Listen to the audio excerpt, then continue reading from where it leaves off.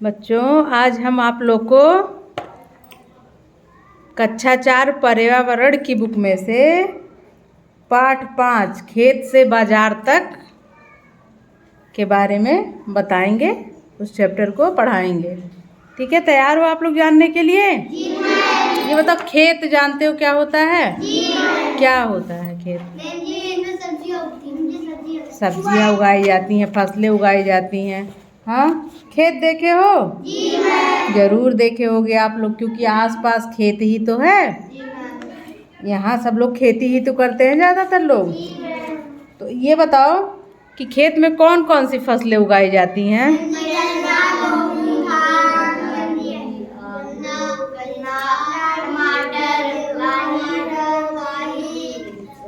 हाँ, सारी फसलें उगाई जाती हैं। अब बताओ, फसलों को उगाने के लिए खेत में क्या क्या प्रोसेस करना पड़ता है? सबसे पहले खेत को खेत की जुताई करानी पड़ती है। उसके बाद बीज बोया जाता है ना। उसके बाद फसल की सिंचाई की जाती है। सिंचाई के बाद क्या किया जाता है? खरपतवार निकाला जाता है। उसको क्या कहते हैं? निराई किया जाता है ना, कि जो उसमें घास आ गई हो वो सब निकाल दिया जाता है। फिर जब फसल पक जाती है तो नंबर आता है फसल के कटने का। नंबर आता है ना। फिर फसल की कटाई कराई जाती है। और जब फसल तैयार हो गया, कटाई हो गई, पिटाई होके फसल तैयार हो गया, तब क्या किया जाता है? तैयार फसल को मंडी में भेज दिया जाता है। मंडी जानते हो?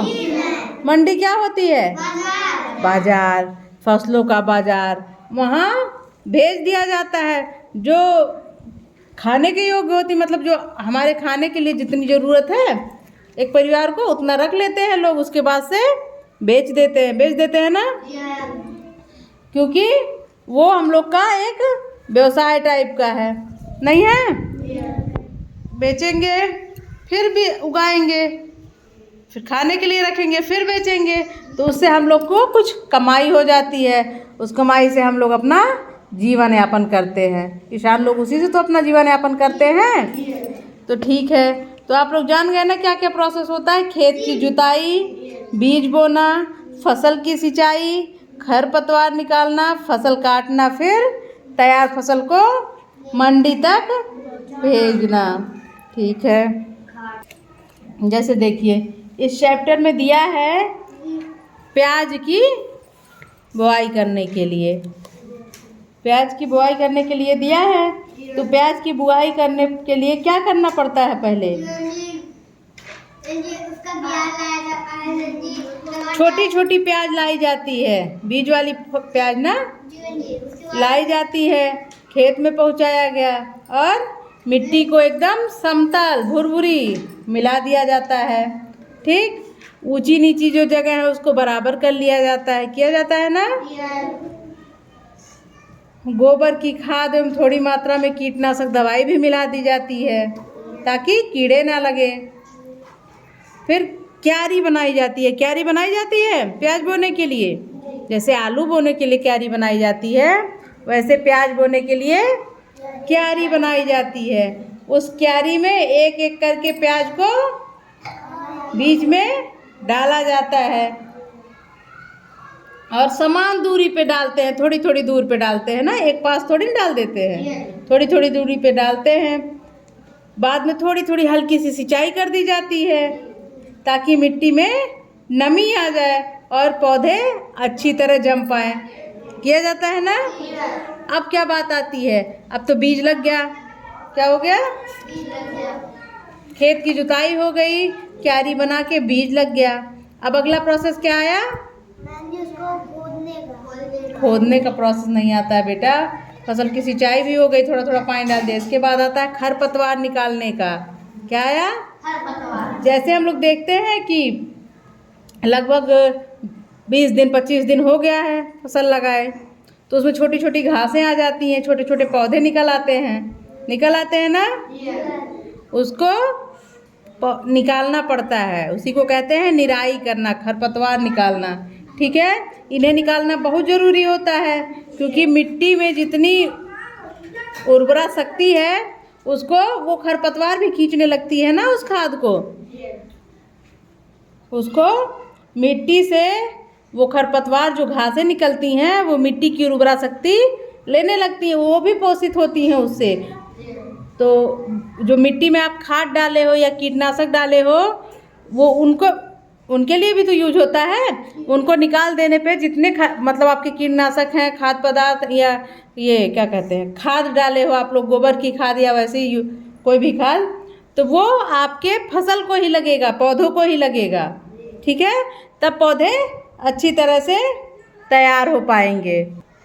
अब बारी क्या आती है, खरपतवार निकालने के बाद अब बारी आती है कटाई की। कटाई मतलब अगर प्याज की खेती है तो प्याज को खोद के निकालने की आती है ना बारी। अब प्याज को खोद के निकालने की जब बारी आ गई तब क्या किया, अगर वो प्याज खोद के समय पे ना निकाली जाए तो क्या होगा, सड़ जाएगी। तो जो पैसा लगा के आप बीज लाए थे वो भी बेकार हो जाएगा, और जितनी मेहनत आप लोगों ने की थी, गुड़ाई कराई, सिंचाई कराई, बीज लगाई, खरपतवार निकाली, सब मेहनत बेकार हो जाएगी, सारी मेहनत पे पानी फिर जाएगा। और फिर जो पैसा बेकार हुआ वो होगा ही, जो समय बेकार हुआ, जो मेहनत बेकार हुई, सब बेकार हो जाएगा। तो सही समय पे उसको ज़मीन के नीचे से खोद के निकाल लिया जाता है, निकाल लिया जाता है ना। ये बताओ, कभी खेती किए हो प्याज की, देखे हो घर पे किसी को करते, ऐसे ही करते हैं जैसे बताया जा रहा है। चलो बहुत अच्छे। हाँ, अब तो प्याज निकल गई खेत में से। अब अगला नंबर आता है खेत से मंडी तक। अब प्याज को खोद के निकाल के साफ करके उसको हम मंडी तक पहुंचाते हैं ना। अब मंडी तक पहुंचाने के लिए हमको क्या करना होता है, ले जाना पड़ता है। अब मंडी ले जाने से पहले प्याज तो अभी ज़मीन के नीचे से निकली है ना, अभी नमी है प्याज में, प्याज सड़ने लगेगी, इसलिए उसको क्या किया जाता है, 1 सप्ताह, 7 दिन, 8 दिन, जो भी हो, 10 दिन तक मान लो, उसको धूप में सुखाया जाता है। सुखाने के बाद उसको बोरी में भरा जाएगा। बोरी में तो लेके जाओगे, अगर कम है तो झोले में ले लो जिसमें आ जाए, है कि नहीं। लेकिन ज़्यादा है तब तो बोरी में भरना पड़ेगा। एक बोरी में नहीं आया तब दूसरी बोरी में भरना पड़ेगा ना, ठीक। तब उसको बोरी में भर के हम लोग, अब जो भी हमारे पास सुविधा है, गाड़ी है, ट्रैक्टर है, बैलगाड़ी है, कुछ भी जो भी सुविधा जिसके पास होती है, पिकअप है, उससे लेके लोग मंडी जाते हैं ना, और उसको बेच के अच्छा खासा पैसा कमाते हैं। उनकी मेहनत सार्थक हो जाती है ना। तो बच्चों, आज हम लोगों ने जाना, किस बारे में जाना, खेत से बाजार तक। कोई भी फसल हम लोग उगाते हैं वो खेत से बाजार तक कैसे पहुंचती है, उसमें कितने स्टेप फॉलो करने होते हैं, क्या क्या काम होता है। खेती बहुत मेहनत का काम है, इसीलिए जो किसान धूप में काम करते हैं उनके हम आभारी हैं। ताकि वो काम ना करते तो हमें अनाज ना मिलता, खाने को मिलता नहीं मिलता बेटा। तो इसीलिए हमको उनका सम्मान करना चाहिए। आज से आप लोग करोगे सम्मान? चलो ठीक है, फिर उन किसानों के लिए जो हमारे लिए अनाज उगाते हैं उनके लिए तालियां बजा लो। वेरी गुड बच्चों।